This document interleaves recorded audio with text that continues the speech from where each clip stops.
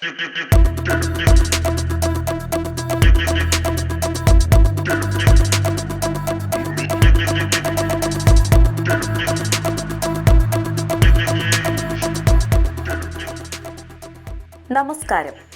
Automotive ലോകത്തെ അമ്പരപ്പിക്കും വിധമുള്ള ഒട്ടനേകം പുതുകണ്ടുപിടുത്തങ്ങൾ ആവിർഭവിച്ചുകൊണ്ടിരിക്കുകയാണ്.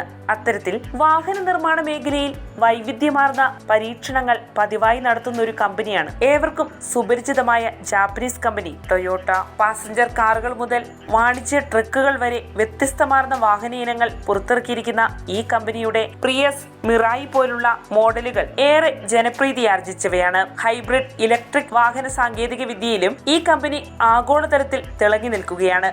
അതിനിടെ ലോകത്ത് ഇതുവരെ സാക്ഷാത്കരിക്കപ്പെട്ടിട്ടില്ലാത്ത ഒരു അത്ഭുത സാങ്കേതിക വിദ്യ ഈ കമ്പനി ആവിഷ്കരിക്കുകയുണ്ടായി. യാതൊരുവിധ ഇന്ധനങ്ങളുടെയോ വൈദ്യുതിയുടെയോ ഒന്നും ആവശ്യമില്ലാതെ വായുവിൽ പ്രവർത്തിക്കുന്ന വാഹന പ്രോട്ടോടൈപ്പാണ് ഈ കമ്പനി പുറത്തിറക്കിയത്.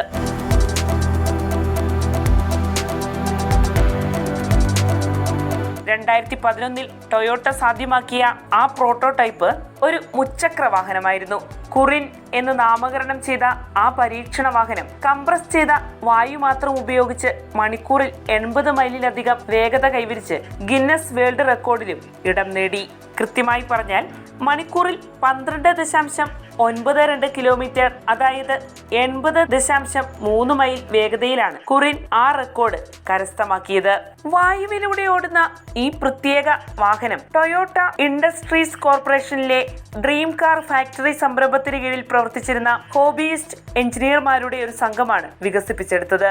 ഈ വാഹനം പ്രവർത്തനക്ഷമമാക്കാനായി ഒരു സാധാരണ എയർ കണ്ടീഷനിങ് കംപ്രസർ ഉപയോഗിച്ച് വായു കംപ്രസ് ചെയ്താണ് വിനിയോഗപ്പെടുത്തിയത്. ടൊയോട്ട അതീവ രഹസ്യമായാണ് ഇത്തരത്തിൽ വായു ഉപയോഗിച്ച് പ്രവർത്തിപ്പിക്കാനാകുന്ന വാഹന പ്രോട്ടോടൈപ്പ് സാധ്യമാക്കിയെടുത്തത്.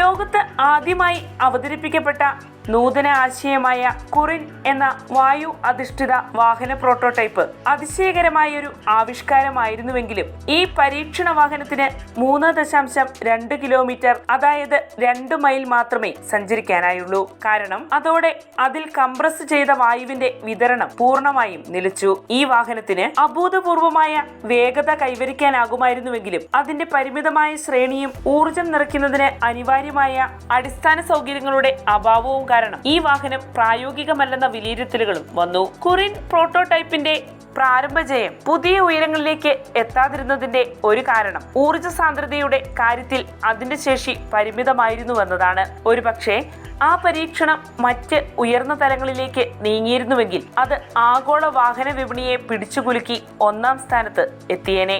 അങ്ങനെ ഇന്നത്തെ താരമായ ഇലക്ട്രോണിക് വാഹനങ്ങളുമായി കടുത്ത മത്സരവും അവ നടത്തിയേനെ. എന്നാൽ അത്തരമൊരു സാഹചര്യം ഇതുവരെയും സംജാതമായിട്ടില്ല.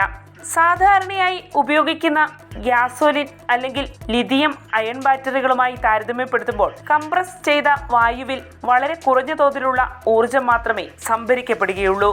അതുകൊണ്ടാണ് ക്യൂറിന് പരീക്ഷണഘട്ടത്തിൽ ദീർഘദൂരയാത്ര സാധ്യമാക്കാൻ കഴിയാതെ പോയത്. ഇലക്ട്രിക് വാഹനങ്ങളെ തുടച്ചു നീക്കി ക്യൂറിന് ഒട്ടനേകം പരിഷ്കരണങ്ങളിലൂടെ കടന്നു പോകേണ്ടതായുണ്ട്.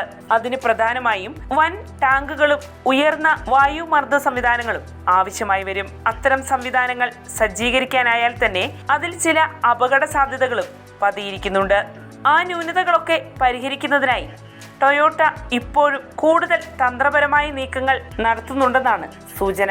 ടൊയോട്ടയുടെ ക്യൂറിൻ ഓട്ടോമൊബൈൽ ലോകത്ത് ഒരു പുതുവഴിയാണ് തുറന്നിരിക്കുന്നത്. ഈ വഴിയെ നീങ്ങി വിലയേറിയതും വിഭവശേഷി ആവശ്യമുള്ളതുമായ ബാറ്ററികളെ ആശ്രയിക്കാതെ ഇന്ധനക്ഷമത മെച്ചപ്പെടുത്തുന്നതിനായി കംപ്രസ്ഡ് എയർ ഹൈബ്രിഡ് സിസ്റ്റങ്ങൾ വികസിപ്പിക്കുന്നതിനായി ഒട്ടനേകം ഗവേഷകർ ഇറങ്ങിത്തിരിച്ചിട്ടുണ്ട്. സ്വീഡനിലെ ഒരു സംഘം ഗവേഷകർ കംപ്രസ്ഡ് എയർ ഒരു ഹൈബ്രിഡ് എഞ്ചിനിൽ സംയോജിപ്പിച്ചപ്പോൾ ഇന്ധനക്ഷമതയിൽ 60% പുരോഗതി കൈവരിക്കാൻ കഴിഞ്ഞുവെന്ന് റിപ്പോർട്ട് ചെയ്യപ്പെട്ടിട്ടുണ്ട്.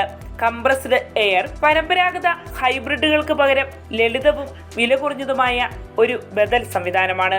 അതിനാൽ തന്നെ ടൊയോട്ടയോ മറ്റേതെങ്കിലും വാഹന നിർമ്മാതാക്കളോ കുറിൻ എന്ന വായു അധിഷ്ഠിത വാഹന പ്രോട്ടോടൈപ്പിന്റെ അടിസ്ഥാന തത്വങ്ങൾ പുനഃപരിശോധിച്ച് അതിന് ആവശ്യമായ പുതു സാങ്കേതിക വിദ്യ സംയോജിപ്പിച്ച് വിജയം കണ്ടാൽ അത് ഓട്ടോമോട്ടീവ് രംഗത്തെ തന്നെ മൊത്തത്തിൽ മാറ്റിമറിക്കും.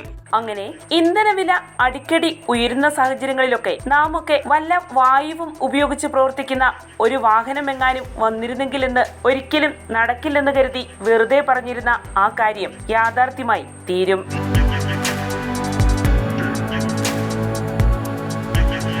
വാർത്തയുടെ നിറം തേടി തനിനിറം.